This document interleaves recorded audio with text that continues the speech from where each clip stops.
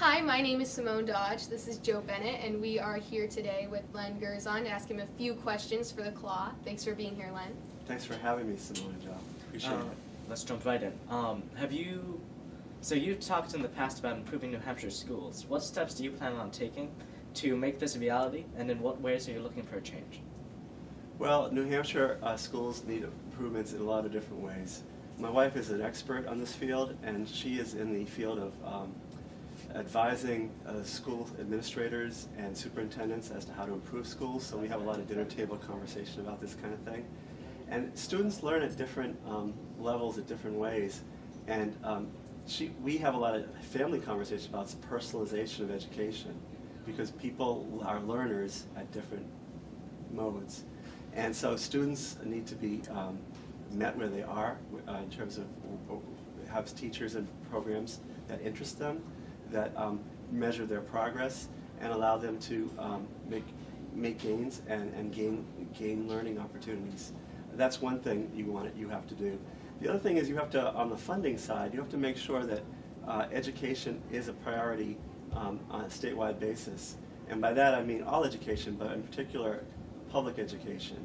Because some people have different ideas that you can have a lot of school choice, charter schools, things like that, where you send people away from the public pool of students, but you send their funding away also. And so that kind of is detrimental to who's left in the public schools. And I have a strong inclination that public schools are our best investment, because it allows students to have exciting lives and careers, and makes them happier people because they learn the things they learn in school. Great. So, how will you work with other New Hampshire reps to continue the bettering of New Hampshire if elected? Well, one of the things I have done in my past and present is I do work with other reps right now. I'm not a state rep, but I'm the chairman of what is known as the New Hampshire Assessing Standards Board, and it's a 15-member board appointed by the governor and an executive council. And I've served it for many years. And I've worked cooperatively with 2 members of our board of 15 are state reps. 2 are state senators. There's a bunch of other people that are local officials, selectmen, assessors, people of that nature. What I have done as the chairman, and I've been chairman now for 4 years of that body, is I've tried to make sure that all the voices in the group get heard. It's really important when you're doing anything involving groups that you're fair, you're civil, you actually make sure that everybody, even people that don't want to speak out, gets heard. So sometimes you have to turn to people in your board and basically say, what do you think, Simone, about that issue? Or what do you think about that, Joe, when the person's been silent? And you want to get everybody on the record, everybody engaged. You want to be respectful. You want to make sure that everybody has a sense of ownership. And so if you want to do things in government, I've learned that you've got to treat people with respect and listen very carefully to what they're saying, and make sure that everybody, when you have success in a group, understands that they own some of that success too. No one person owns it, the group owns it. Along those same lines, you've run for a state rep twice in the past, in 2008 and 2012. What do you think is going to make this year different, and why do you keep coming back? Well, I'll take the second part of that question first. I've got a lot of family members. I don't have any children. My wife and I don't have any children, but I do have a lot of nieces and nephews, and I have other people in my family that I want to set an example for. People are very concerned right now with regard to the direction of the country, from the left and the right, Democrat and Republican. And I understand that. It's a very tense time. But I have an inclination to try to lead by example. And I don't like to hear people just complain for the complaining's sake. I want to make sure that if I'm going to be concerned about something and other people who I can influence are concerned about something, I want to say to them, well, why don't you just jump in and run and be part of the fight or the discussion. It doesn't have to be a fight. It's more of a discussion. I do enjoy being a candidate. I do enjoy meeting the people of Amherst and the students. I don't mind losing. Nobody says that in public life, but I think I'm involved enough to say I can say that I don't mind losing. There are a lot of reasons you can run and gain great experience out of it. There's also the team aspect. I'm running for a side of ideas on the Democratic Party side that I happen to believe in. And by me participating on a ticket of candidates, on a team of candidates, I might be able to help one or two of my other colleagues win. And so it isn't necessarily about me, it's about me trying to help the ideas and values I represent. And I think Republicans, for their side, probably would see it the same way, I would hope. There's a lot of reasons to run. It's a civic honor to be able to really be put in a position where you can give back, and I enjoy taking leadership roles and giving leadership examples to others that are friends and family. Great, thank you.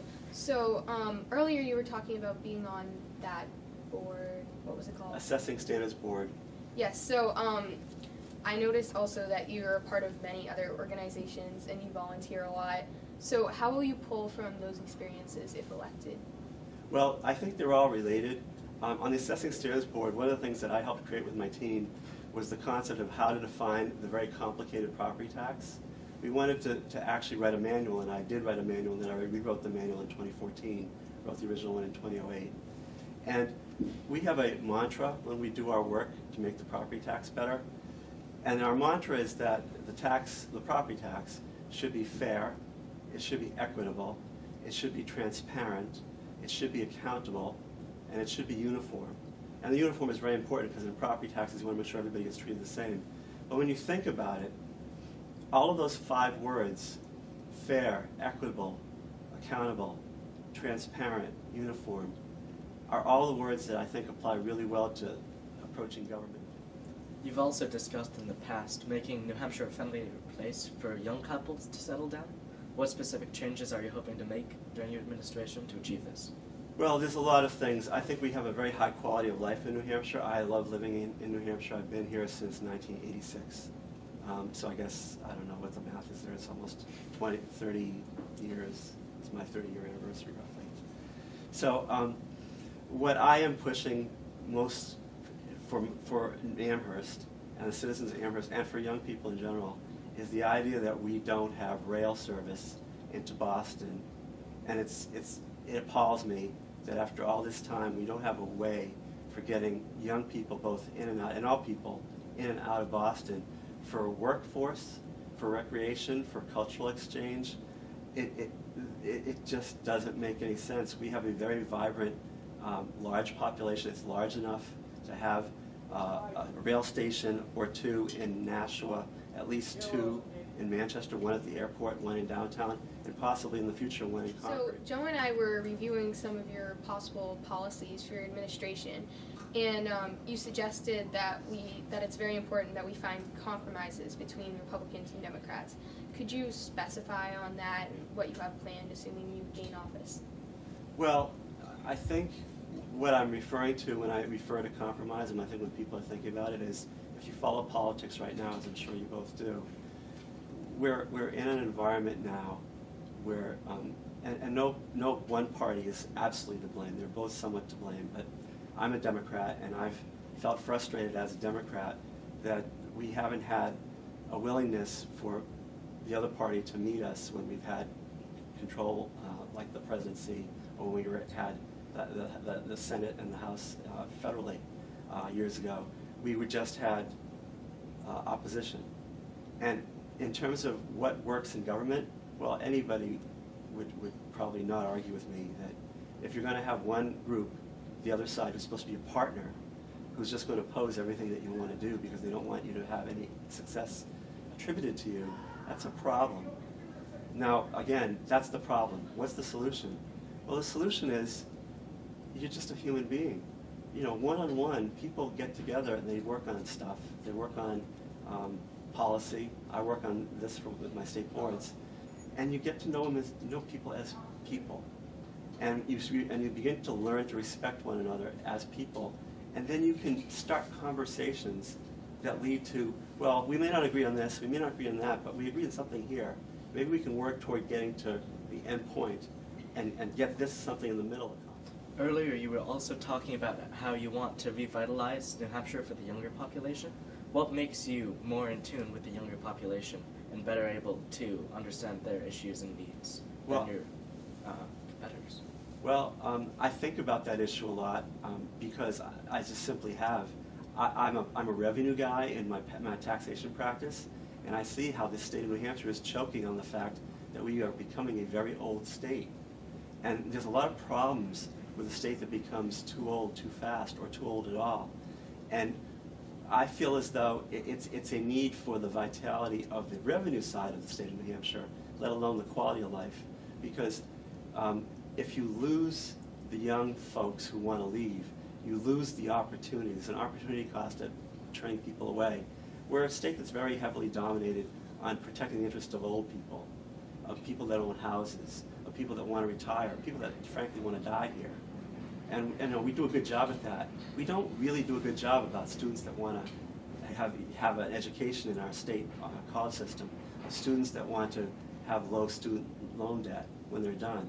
We don't support that really well, and we could. If we had more revenue, we had better strategies for more revenue, we'd have more money to throw at these issues of lowering tuition at state colleges, at giving mechanisms to relieve or eliminate student debt, which is an important policy. And we have money for the infrastructure like rail that would help attract the kind of lifestyle people your age and slightly older are really interested in moving toward.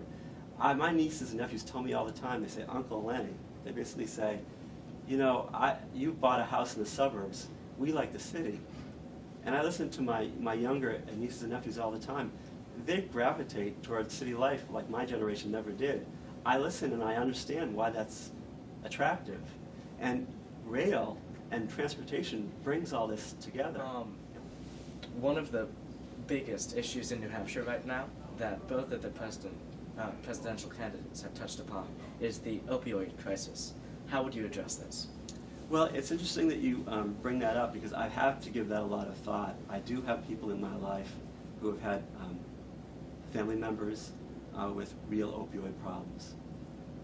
I've had some family members and friends that have had overdoses. And so and when I ran before, it was a problem. And so one of the things about the opioid crisis, similar to a lot of problems in New Hampshire, is it's a complicated problem. It needs a complicated set of solutions. But it starts with mental health. And one of the things that happens in New Hampshire, in a state that's very flinty, like New Hampshire doesn't spend a lot of money, is they really cut the things like mental health almost first. And so if you got away from that idea that you could support people when they were having issues and give them alternatives to either pain relief or things that would be drug addiction related or other kinds of addictions, that's a really good start. As a candidate, what happens when you're a candidate, which is really cool, is people come up to you with ideas when you're campaigning. And so a person came up to me at an event not long ago who happens to be an acupuncturist. And this acupuncturist works a practice, and you know what acupuncture is, they stick needles in you, they relieve pain, it really works. There's a practice in Manchester that's very novel. It actually does acupuncture of a whole room of people all at once, and it's very inexpensive. And one of the chief acupuncturists in this Manchester program came up to me and said, you know, we as an organization of professional acupuncturists have a solution toward chronic pain patients that is substance-free, and it does work. And we want you to consider bringing a bill or a discussion to have a solution being a non-fentanyl, non-substance, non-whatever on the opioid thing that can actually work without, you can all make contributions. It doesn't have to be in government, but I think government is great. Government should be exalted as something that works for all of us if it's done right. We shouldn't be fearful of plunging into working for government together, even though it looks cruddy right now and it looks dark. You still have to understand we have to do things for people. We have to deliver services. We have to protect ourselves. We have to, build the roads. We have to maintain the water systems. We have to keep the lights on. I used to work for electric utilities, so I know a lot about that. All these things are noble things. I feel really good about where my life has led me at making contributions to other people's lives at these very rudimentary levels that people don't think about. And government's part of that backdrop that you never think about. Without a government, and we might be headed there, you have chaos. We've got to keep from even getting close to chaos. We have to have respect for the democratic process. We have to have respect for law. I'm not a lawyer, but a lot of what I do in taxation and in policy work in my professional career has led me to become like a lawyer in terms of understanding what statutes mean and how important the rule of law is in all phases of life. And I mean in every phase of life. If you delve into anything that you do, there's probably a law that addresses or rules or an agency that should be looking over that activity to protect you. And it is already protecting your interests and your rights. And again, I'm very idealistic about what government can do. Whatever you do, try to find out what the personal meaning is that you can find from what you're doing, what you seek to do. And that's a good bit of basic life advice that I try to live by, and I try to be an example for. Be enthusiastic, be positive, don't be defeatist, and don't stop dreaming.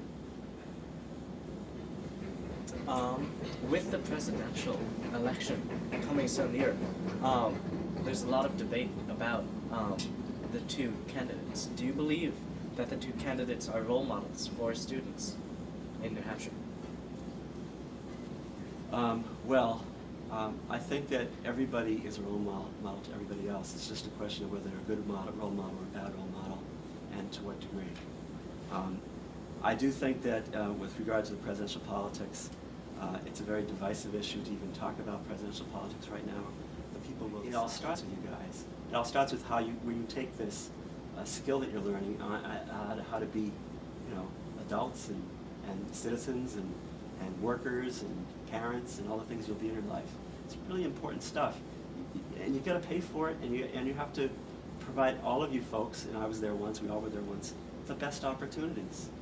Everybody's deserving of the best opportunity. There's no single person in our state or our country who's deserving a second-class opportunity. That's another of the ideals I believe in. And you have to, set up and maintain those ground rules. Okay, well, great. Thank you so much. Okay. That was our last Thanks, question. Great. Thanks for coming. Excellent. Thank you. Very much. I enjoyed it.